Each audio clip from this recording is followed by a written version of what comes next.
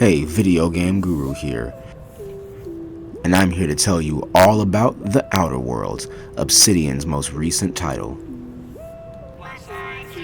In lieu of formatting my review process a little bit more, in order to give you all a more refined and better product, I decided to break it down into three main categories.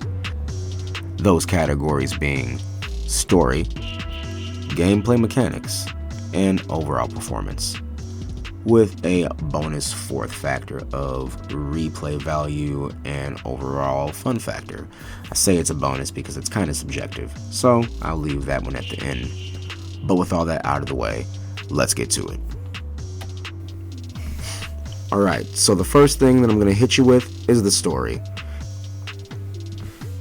In the story of Outer Worlds, you play as a nobody essentially. You are one of a few lucky test subjects to actually get reanimated.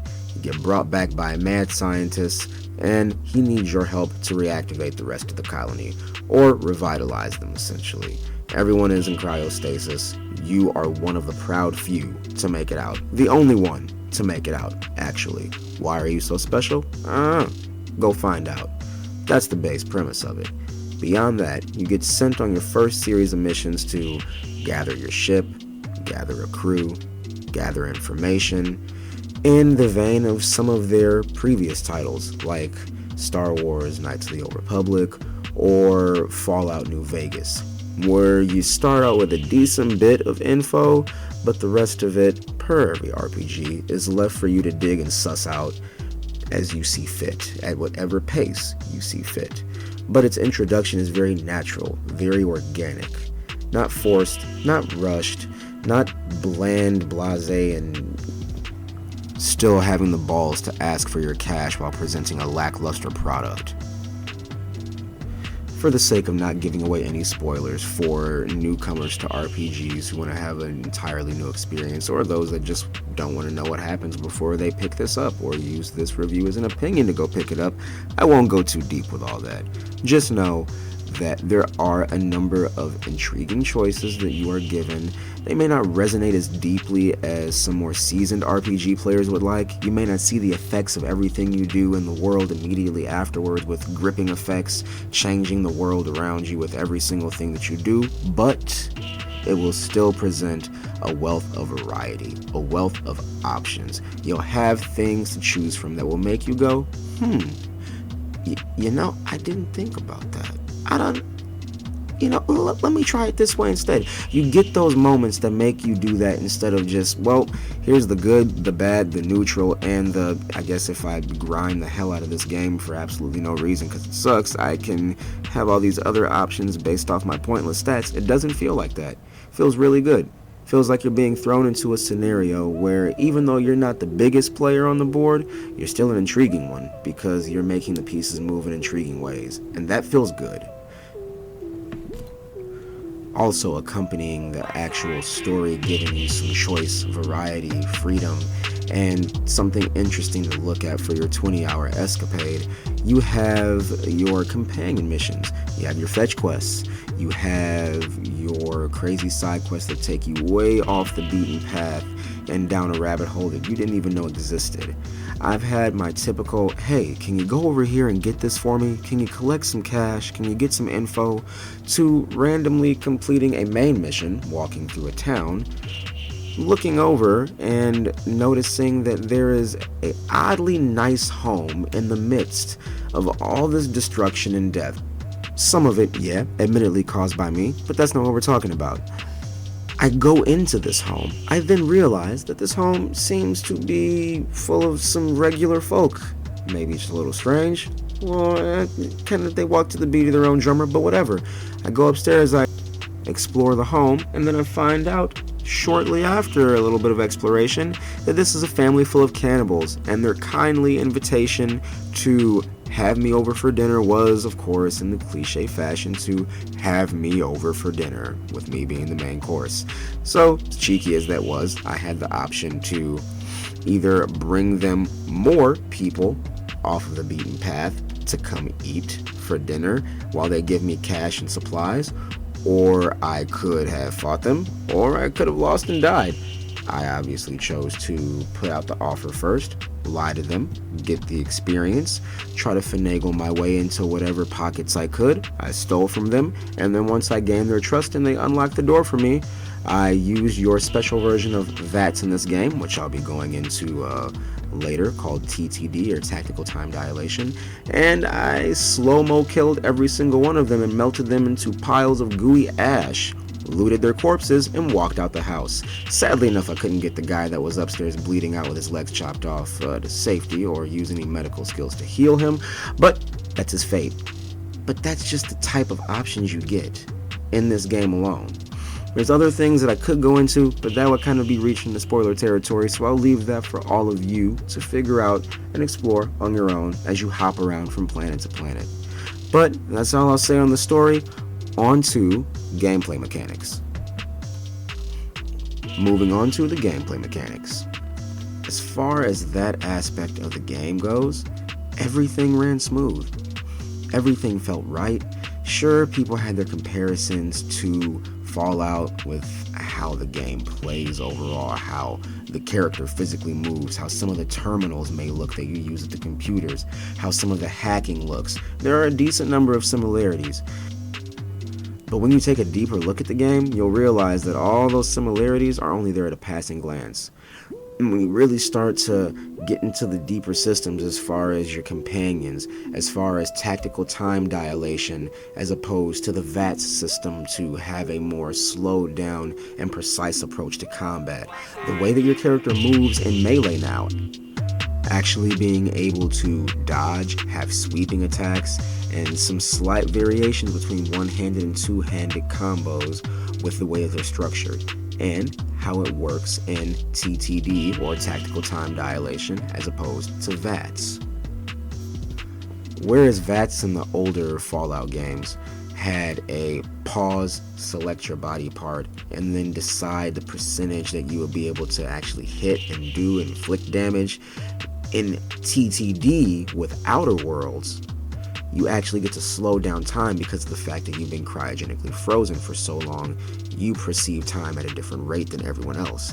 With that being the case, you get to slow it, assess, see exactly what is going to happen if you hit a leg as opposed to an arm, as opposed to a face, with the correlating effect. If you add an elemental effect to your weapon, you want to add end damage, some mysterious space mumbo jumbo. You want to add plasma, essentially space fire.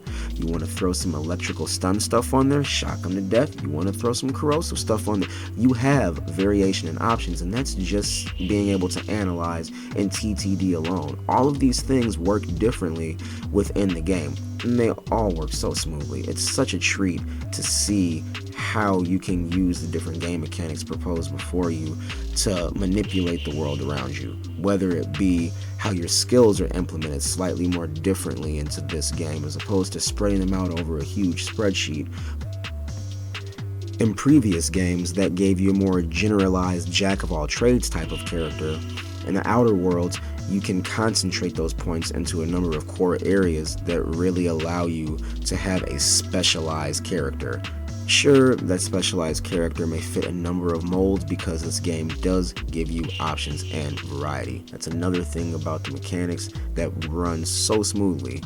No matter how you build your character, you can fit your character into that scenario. Sure, you may have a similar outcome, but your gameplay style will work. That may not seem too role-play-ish as far as fitting an archetype and having a character that is and is not made for certain scenarios. Some people may not appreciate that. But the fact that this world is structured to where you individually can have your character handle every scenario that comes their way, whatever way you see fit, from the tools left at your workbench, is fantastic to me. I couldn't ask for anything more, honestly. And before I get onto the overall performance, the last thing on the gameplay mechanics that I want to touch on would be the companion system. Significantly more deep and fleshed out than ones I have seen in recent years. I haven't seen a companion system like this that allows you to really get to know your people on some intimate levels, share little moments with them, have your ship actually telling you what they're doing individually since like Mass Effect. 1 and 2. 3 exists, but we don't talk about that much. Or even KOTOR. If you bothered to go ahead and get to know your people in KOTOR, there were some very poignant stories that stood out and felt like really good fleshed out Star Wars characters. That's another video for another time as well. I'm getting sidetracked. My point is, they give you people that are worth getting to know. I'd have to say on my first run through, my favorite by far, even though she's not an actual character that I can utilize, would be the ship. Her dry wit and her sense of humor and just her quick dialogue, and it gets me. I don't know what it is. I have a thing for dry humor. I love it. Second favorite would be Nyoka. Really cool, kind of a drunk bounty hunter who buries her pain behind, vices and all this and that. Typical kind of space character that you find in these type of stories, but they do it well, and she is intriguing, and she is a treat to have no matter the scenario. And because that's the type of person that she is, who is able to be charismatic and vibe with just about anyone, she vibes with everyone on your team. So no matter what occasion you bring her into, she'll have something to say. She'll have banter. That's another thing that's great. Aside from you getting to know her and making her open up more as you take her on more quests, since she is the actual usable companion as opposed to the ship, she will start to integrate herself into the crew even more and have more specified dialogue with everyone involved, no matter the scenario. Almost like she becomes your second in command. I'm sure if you were to do this with everyone, they will become equally as invested in you, and you would see that camaraderie even more. But in my first playthrough, it was nice for me to have someone that I naturally gravitated to that also went and checked out on other people.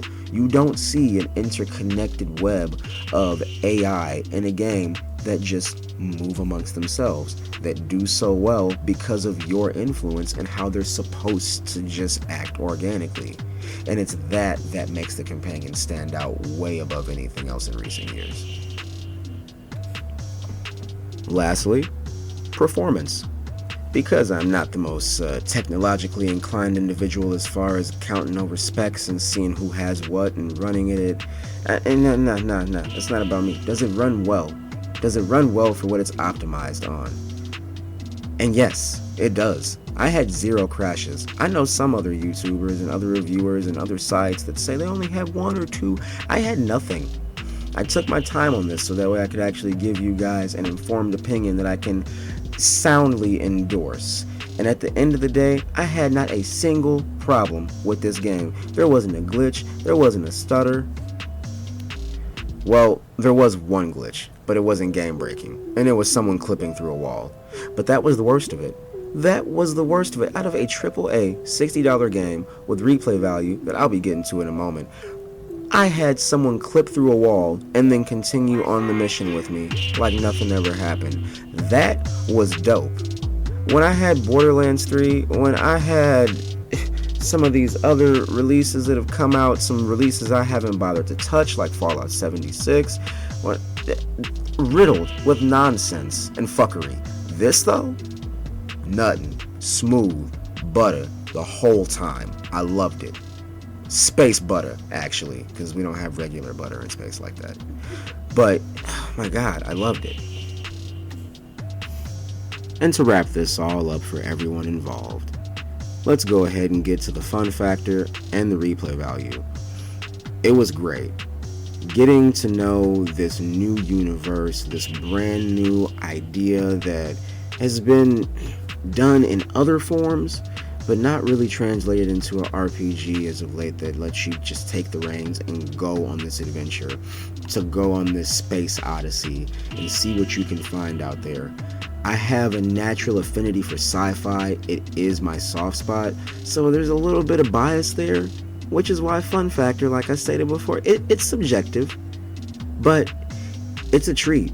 If you enjoy roleplay games, if you enjoy getting lost in a narrative that has a variety of options, interesting characters, locations, scenarios, lore, all of that, if that's what you're in for, if that's what you're looking for, or maybe just something to pass the time that's a little new, a little different, or maybe if you like D&D. The point is, it's a little bit of something for everyone, and I can't say that about everything or much at all nowadays, since a lot of products try to cater to a very specific crowd and they end up making a subpar product instead of just making something good.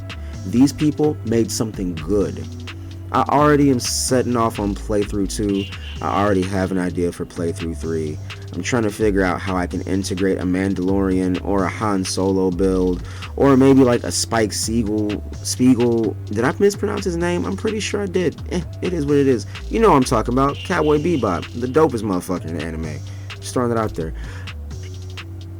I'm going to be doing this again and again in between the other games I'm playing because it's that good and it's worth it.